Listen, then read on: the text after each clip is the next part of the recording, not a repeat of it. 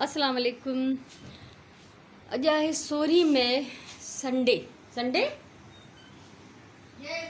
हाँ Sunday alarm मूंखां हमेशह बसि जॾहिं खां नौकिरी छॾी आहे सभु कुझु विसरी वियो। हीअ हालत आहे शदीद जेको आहे हवाऊं थियूं लॻनि तमामु तेज़ कंहिं महिल त सफ़ा तूफ़ान जहिड़ी सूरत हाल थी वञे ऐं एॾो सारो जेको आहे गंद थी वियो आहे। हेॾा पन किरिया आहिनि। सो हिन महिल मां कयां थी पंहिंजे ब्लॉग जी इब्तिदा। हिननि खे कल्ह पाणी ॾिनो हो पर मिटी एॾी हली आहे सुबुह खां हवा जेका शदीद हले थी त हर शइ जेका उन में बिल्कुलु ई धूड़ थी वई आहे। हवा हाणे तव्हां ॾिसो ॾाढी तेज़ हवा आहे। अलाह सां रब करे माना कंहिं महिल त बिल्कुलु ख़ौफ़ थो थिए ऐं वणनि जी हालत तव्हां ॾिसी सघो था।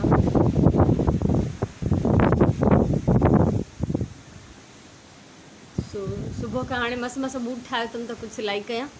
सो हलूं था अंदरि ऐं कुझु न कुझु सिबंदमि। हाणे करे वरिती कुझु न कुझु। हे उहा शर्ट आहे जेको मां पहिरियों सूट कटियो हो। पोइ मां ॾिठमि त हीअ त वाइट सां सिबजी थी सघिजे त हिनखे मां वाइट धागे सां सिबियो आहे।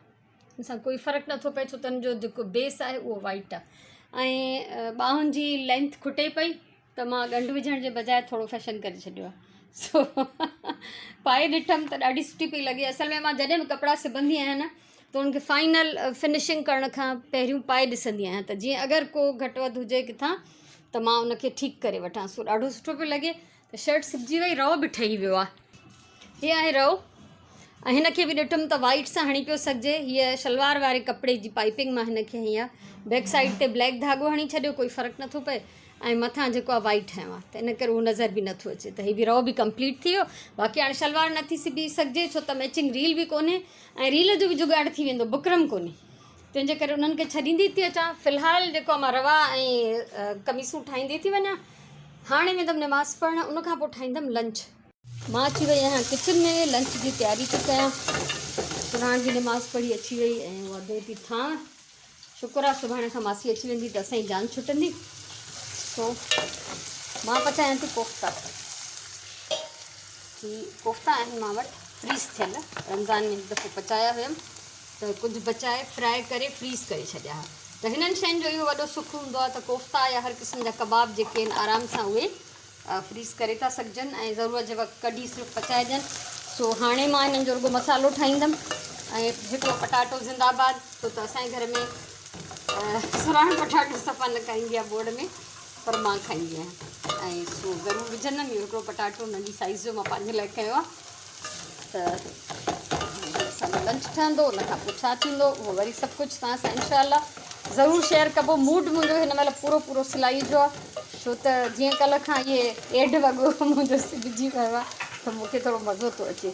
सिबजंदा हैंग थींदा वेंदा आहिनि त ख़ुशी बि थींदी आहे ऐं थोरो जान छुटे।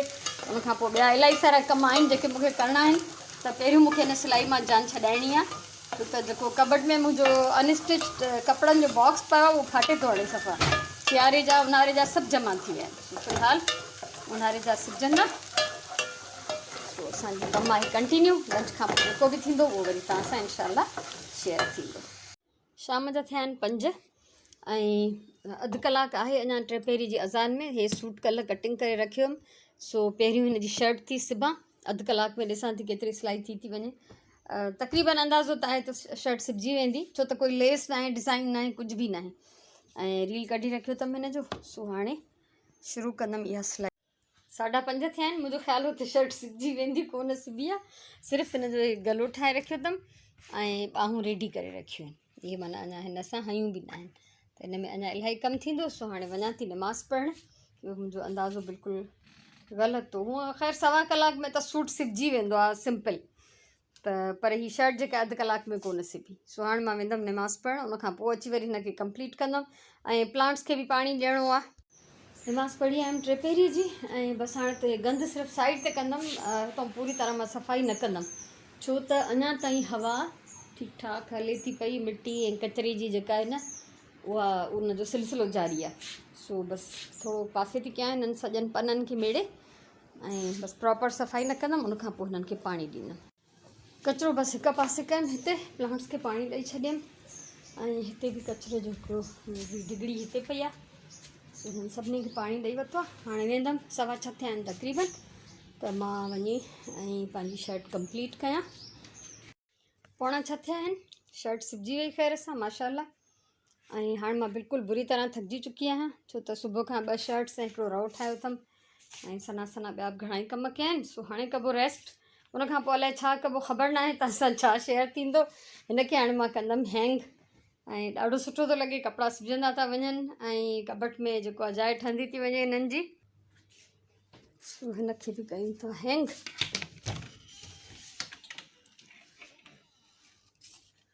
ऐं माशाल्लाह हे रओ कमीज़ सिबियो, अॼु ये कमीज़ सिबी, कल्ह हे ब्लैक एंड वाइट सूट सिबियो। सो हाणे आराम जो टाइम आहे। सांझी नमाज़ पढ़ी वरिती आहे ऐं हाणे बसि व्लॉग खे ख़तमु थी कयां हिते। अलाह साईं ख़ैरु करे हर पासे। कोविड मां अञा जान न छुटी आहे, त वरी हे सामुंडी तूफ़ान जो जेको ख़तरो आहे ऐं इंडिया में त इलाही बर्बादी थी चुकी आहे। बसि अलाह सभिनी इंसान ज़ात ते रहम करे, बसि माफ़ी ॾिए असांखे। सो दुआ कंदा रहो सभिनीनि जे लाइ। दुनिया में हुते जंग थी हले, फ़लस्तीन में कोविड फैलियल आहे, प्लस तूफ़ान जो ख़तरो आहे। सो बसि अलाह ई रहम करण वारो आहे, असां बंदनि जे हथ में कुझु बि न आहे। तंहिंजे करे दुआ घुरंदा रहो, सदको ॾींदा रहो, इस्तग़फ़ार पढ़ो। अलाह तव्हां सभिनीनि खे पंहिंजी हिफ़ाज़त में रखंदो, सभिनी खे अलाह सां महफ़ूज़ रखे। सो अॼु जो ॾींहुं बि तव्हां सां शेयर कयमि, छा बि कयमि, कुझु न कुझु ज़रूरु कयमि बि, उहो तव्हां सां शेयर कयमि। ऐं उन खां सवाइ रमज़ान खां पोइ ज़ाहिरी ॻाल्हि आहे त रूटीन चेंज थी वई आहे। हाणे त ॾींहं में काफ़ी कमकार करे सघिजे थो। पहिरियों त माण्हू बिल्कुलु निंड बि पूरी न हूंदी, त माण्हू लेज़ी लॻो पियो हूंदो। सो हाणे ऐं ॿियो इहो आहे त अॼुकल्ह सुराण घर में आहे, त मूंखे वापसि सुबुह जो जेको आहे न कुझु निंड करण जो मौक़ो मिली थो वञे, त मां जेको आहे 7-8 बजे वापसि सुम्ही पवंदी आहियां सुबुह जो। पोइ 10 बजे खनि उथी नाश्तो वाश्तो करे पोइ बाक़ी कमु कंदी आहियां सॼो ॾींहुं। त बसि कॾहिं कीअं त कॾहिं कीअं, वरी स्कूल खुलंदा जॾहिं बि हीअ हली वेंदी त मां उहो ई सवेर खां अलर्ट हूंदमि, निंड्रूं ऐं वेंदियूं मुंहिंजूं फिटी।